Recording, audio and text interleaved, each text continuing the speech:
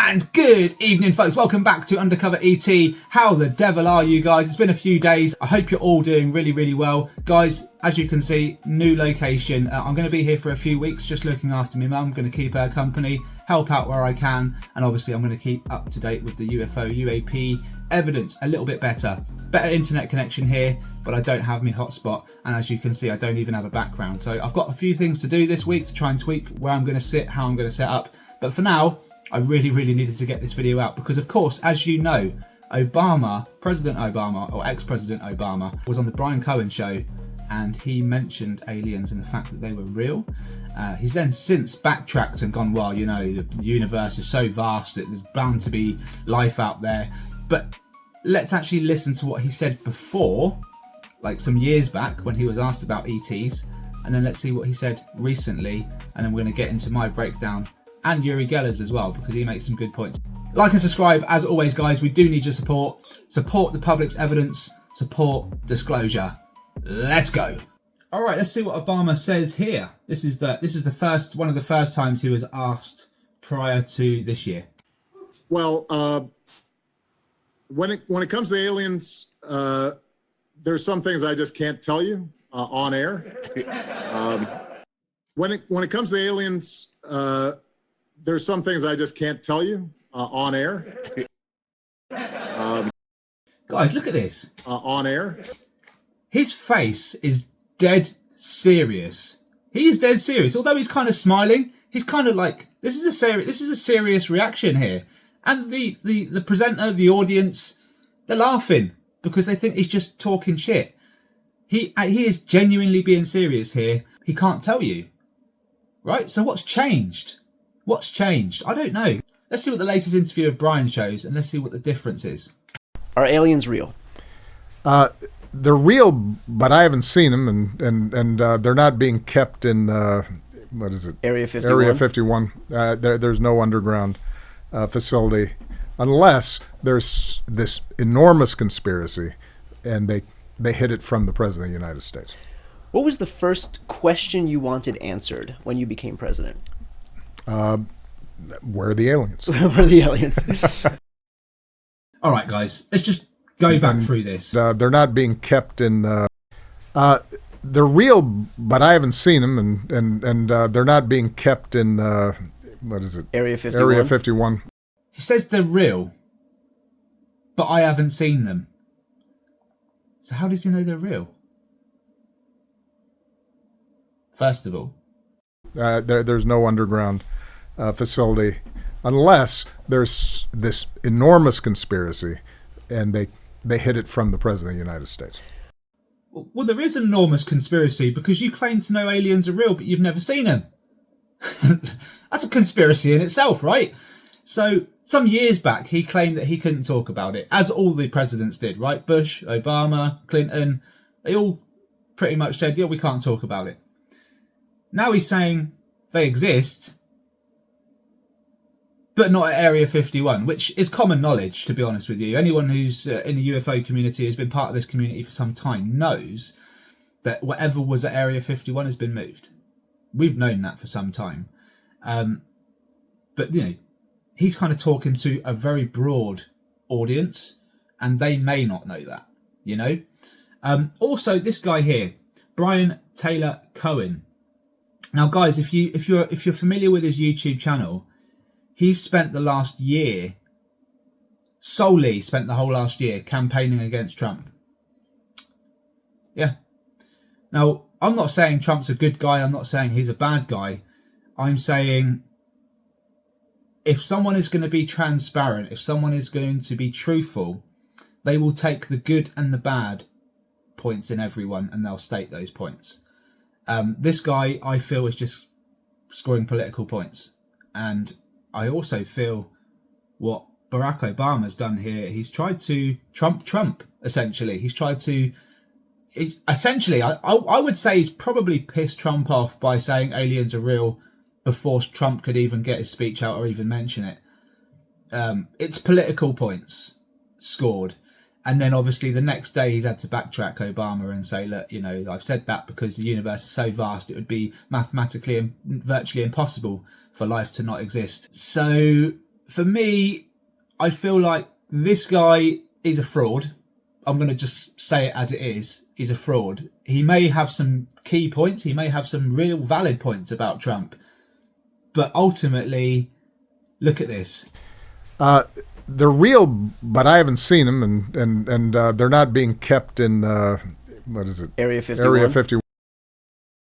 If a president, X or otherwise, turned around to me and said they're real, I'd be like, whoa, hang on a minute. How do you know they're real? What's given you that idea? You know, have you been told things? Nothing. Brian wasn't even shocked that he said, yeah, they're real. Nothing. And that's how you know, and every interview is pre-planned. That's how you know this was pre-planned. That's how you know they're there to score political points only. And I really do not trust this guy. I don't trust any politician, but I really, really do not trust this guy because he speaks with integrity. He is a good speaker. He can convince people just like that. But I don't trust him. And I don't trust Brian Taylor Cohen. And I don't trust any politician. And look, going back to, I don't mean to touch on politics too much, but if someone is in power and 50% of what they've done is good and 50% of what they've done is bad, you mention the good and the bad. You weigh up whether it's worth having them in power or not, right? But these lefties and these righties, they're just so far left and right. There's no middle ground. You know, it's like Parliament, you know, Prime Minister's questions on a Wednesday. It's just mudslinging.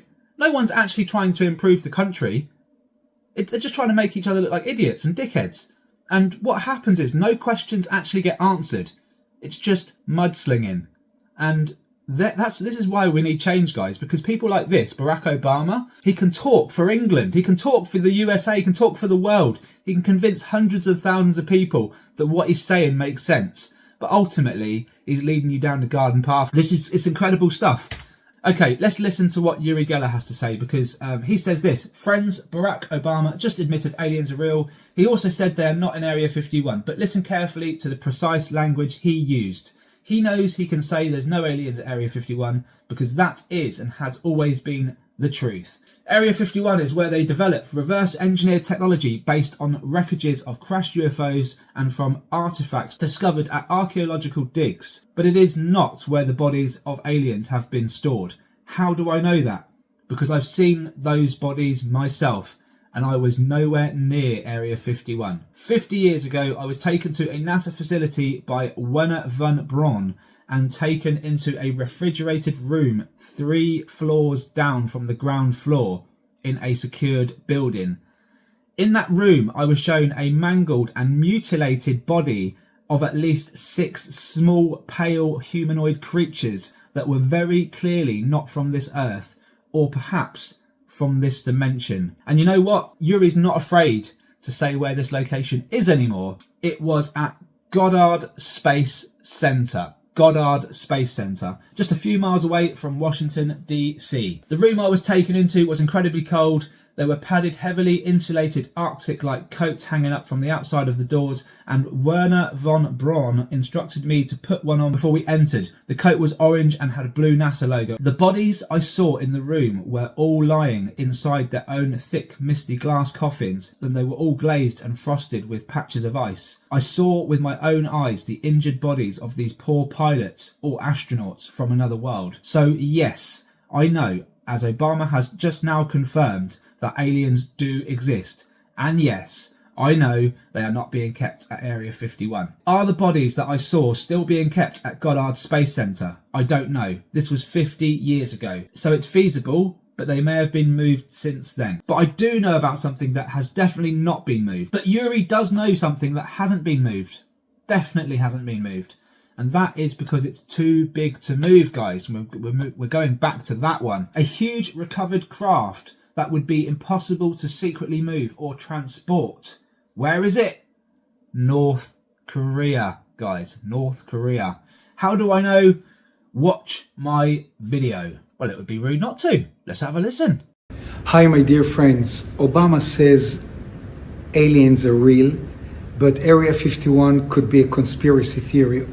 Of course he's right, because a UFO did crash around Area 51. The bodies that were pulled out of that UFO, some were mangled, some were wounded, some were intact. I've seen them. They were taken to Goddard Space Flight Center to be studied and refrigerated, close to freezing. Listen, this is exactly what I've seen in that huge refrigerated room, as big as my museum. Of course, this is an animated photo. There were quite a few of them, and they looked very much like this one here, frozen. And as I said, some were injured. Look, I've been told many times not to talk about something to do with Korea. I don't care anymore. The American Army flew me undercover. They said, well, look for tunnels, but that wasn't the main reason I flew to Korea. Here I am with American and Korean soldiers because a huge UFO is there. It's huge. They can't move the UFO, and they built all kinds of systems around it. And some of the stones there, that's right, the display in my museum. They wanted to know what the stones absorbed, what kind of energy did this UFO that is still there, standing there, emitted. Listen, there's no doubt they're aliens, they're bodies of aliens. I mean, this I've seen 50 years ago. Few people know about it. Obama, Trump, Benjamin Netanyahu, and quite a few others. It's going to be revealed very soon. I know it will be revealed. Just listen to Donald Trump. You'll be shocked when it's revealed. This will be a tsunami, a nuclear blast that will shock those skeptics who said, come on. Look at them. I've always liked Yuri, honestly, and who knows, maybe I'll get in contact and ask him to come on the channel. That's pretty amazing. It's an amazing story, right? And I have to agree with Yuri when he says, listen to what Trump is going to say and do, because having listened to Obama, who tried to jump the gun on Trump, right, and push in line and basically declare it, and it sounds to me like he got told off for saying it as well, because he backtracked straight away and said, no, it's the universe, it's vast and all that stuff, right? So I have to agree with Uri Geller. If Trump is going to disclose, he is going to do it in the biggest, most fashionable way possible. It's going to be like a movie trailer, guys. This is how America does things. They do things bigger and better every single time, right? And now Trump's got to compete with this announcement from Obama, and he will do it on the biggest scale. I'm sure of it, guys. I'm really, really sure of it. So look, let me know all your thoughts in the comments. Do you think it's going to happen? Do you think it's not going to happen? Do you think Yuri's talking shit? Do you think I'm talking shit? Let me know. But I'm telling you now, guys, something is on the horizon. Change is coming. Change is happening for everyone. Anyone who's waking up to this change, you're going through changes as well, right? Look around. Look around. Things are happening. Guys, let's get onto that UAP evidence that I said I captured last night when I arrived here. I do get the feeling that maybe I'm being followed, but who knows? All right, guys. So I literally got into the back garden and I didn't have my tripod with me.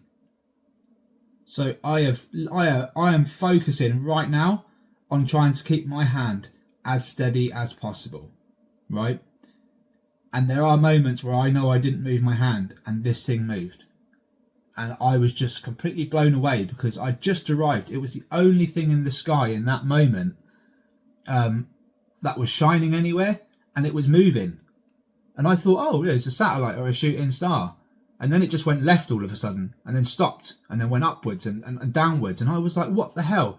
And it kept going behind these bloody clouds as well. So each time that the cloud got nearer, it would literally go towards the cloud and go behind it. And then when the cloud sort of started to dissipate, you'd see it again and it would move to the next cloud. Yeah, and I just kept losing the fucker. You can see here I've lost it, right? And then I stopped recording. And then eventually I start recording again because it bloody pops up again. Because I go to like a landscape mode. I was totally not prepared. Look at it.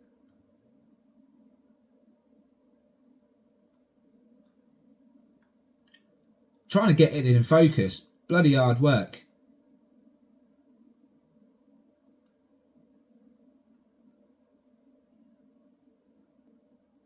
Very cool indeed.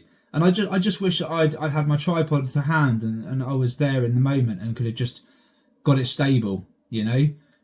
But it was too cloudy and I kept losing the fecker, and for that reason I couldn't get much more on it, unfortunately. But that is what it's all about, guys. It's about trying our best to try and capture the unimaginable.